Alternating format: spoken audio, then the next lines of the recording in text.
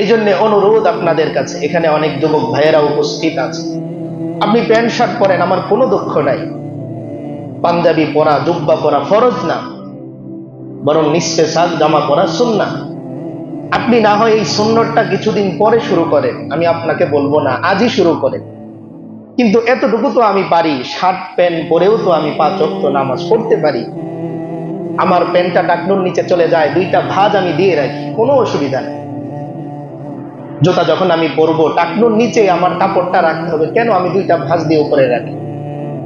ছোট্ট আমল, কিন্তু যদি আল্লাহর জন্য আপনি করতে পারেন, হাসরের ময়দানে হতে পারে এই উসিলায় আল্লাহ আপনাকে মাফ করে দেন। একটা সিএনজি অ্যাক্সিডেন্ট করে পাশে উল্টে গেছে, পেছনের সিএনজি গুলো থেমে থাকে না তার জন্য, আমার আপনার জন্যও কেউ থেমে থাকবে না। এই মসজিদে নামাজ পড়তো এমন অনেক মুসল্লি চলে গেছেন, কিন্তু এখানে জুমা বন্ধ হয়েছে না চলতেছে? এখানে 5 ওয়াক্ত নামাজ চলতেছে না বন্ধ হয়ে গেছে? তাদের পরিবার কি খানা খাচ্ছে না বন্ধ করে দিচ্ছে?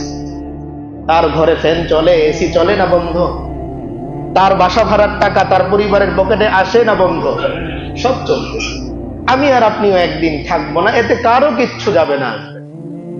আমি প্রায় সময় আমার নিজের অনেক আত্মীয়র কবরে গিয়ে দেখি, কবরে এত বড় বড় চারা গাছ হয়ে গেছে।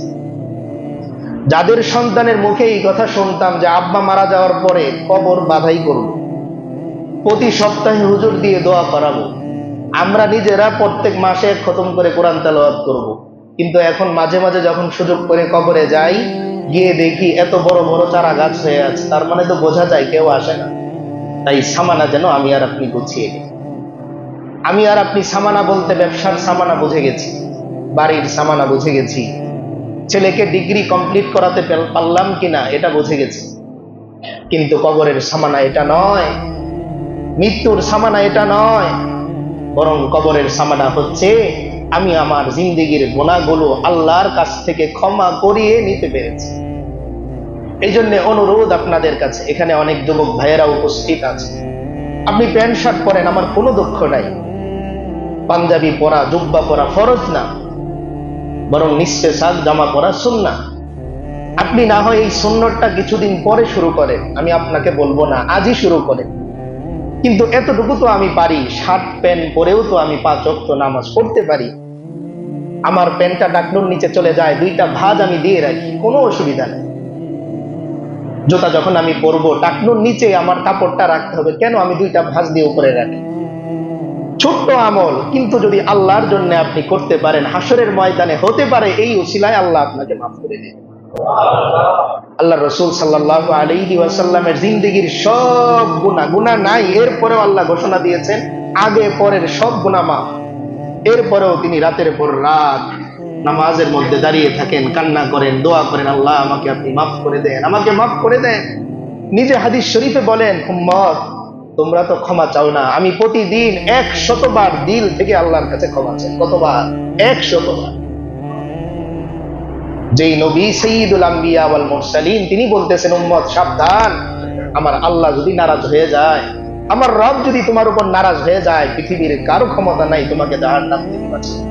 কোরআনে আল্লাহ স্পষ্ট বলেছেন, যেই আল্লাহ এত রহমান, যেই আল্লাহ এত রহিম, বাবা ঘর থেকে বের করে দেয়, মা ঘর থেকে বের করে দেয়, আল্লাহ বলেন, বান্দা উপরে তাকিয়ে দেখো, আসমান আমি তোমার উপর রেখেছি, তোমার বাবা বের করে দিতে পারে, কিন্তু আমি আল্লাহ আসমানের নিচ থেকে তোমাকে কোনোদিন বের করে দেব।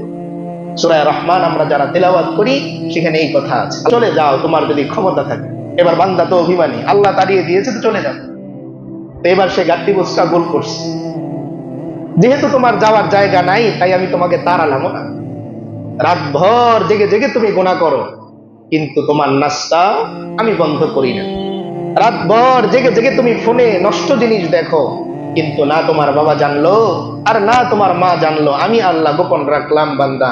তবে সাবধান, এমন একটা দিন আসবে যেই দিন আমি আর গোপন রাখবো না। দুনিয়ায় তো পাওয়া যায়, দেখবেন রাস্তায় একটা হোন্ডা চালক অ্যাক্সিডেন্ট করে পড়ে আছে, তাকে হসপিটালে নিয়ে যাবে, এই মানুষটাও খুঁজে পাওয়া যায় না, যদিও ভিডিও করার মানুষের অভাব, কিন্তু হসপিটালে নিয়ে যাওয়ার অভাব পাওয়া যায়, লোক নাই নিয়ে যাওয়া। সবাই চিন্তা করে পরে আমি বিপদে পড়ি কিনা।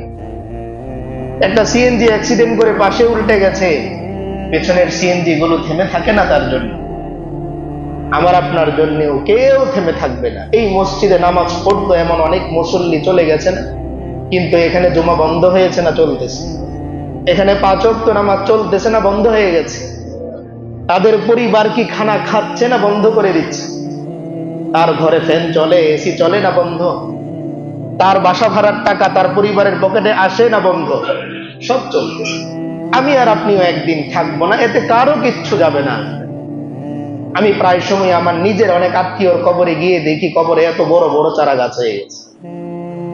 যাদের সন্তানের মুখে এই কথা শুনতাম যে আব্বা মারা যাওয়ার পরে কবর বাধাই করব, প্রতি সপ্তাহে হুজুর দিয়ে দোয়া করাবো, আমরা নিজেরা প্রত্যেক মাসে খতম করে কোরআন তেলাওয়াত করব, কিন্তু এখন মাঝে মাঝে যখন সুযোগ করে কবরে যাই, গিয়ে দেখি এত বড় বড় চারা গাছ হয়ে আছে। তার মানে তো বোঝা যায় কেউ আসে না। এই জন্য একটু বুঝে শুনে আমরা এগোই, একটু বুঝে শুনে আর একটু চিন্তা ভাবনা করি। আপনার কবরে হাত তোলার মতন কেউ থাকবে না, আপনি নিশ্চিত থাকেন।